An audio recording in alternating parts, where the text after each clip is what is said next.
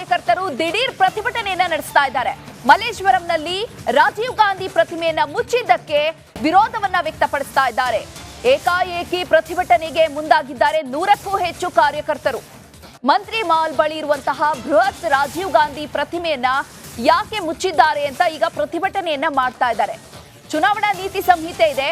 ಈ ಹಿನ್ನೆಲೆಯಲ್ಲಿ ಪ್ರತಿಮೆಯನ್ನ ಮುಚ್ಚಲಾಗಿತ್ತು. ಬಿಬಿಎಂಪಿ ವತಿಯಿಂದ ಪ್ರತಿಮೆಯನ್ನ ಮುಚ್ಚಲಾಗಿತ್ತು. ಇದಕ್ಕೆ ಈಗ 100ಕ್ಕೂ ಅಧಿಕ ಕಾರ್ಯಕರ್ತರು ಪ್ರತಿಭಟನೆಗೆ ಇಳಿದಿದ್ದಾರೆ.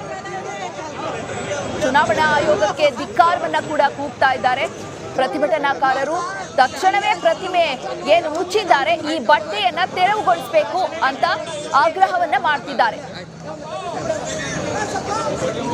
ಮಂತ್ರಿ ಮಾಲ್ ಬಳಿ ಇರುವಂತಹ ಪ್ರತಿಮೆಗೆ ಬಿಬಿಎಂಪಿ ಚುನಾವಣಾ ನೀತಿ ಸಂಹಿತೆ ಜಾರಿಯಲ್ಲಿರುವಂತಹ ಹಿನ್ನೆಲೆಯಲ್ಲಿ ಬಟ್ಟೆಯನ್ನ ಸುತ್ತಲಾಗಿದೆ.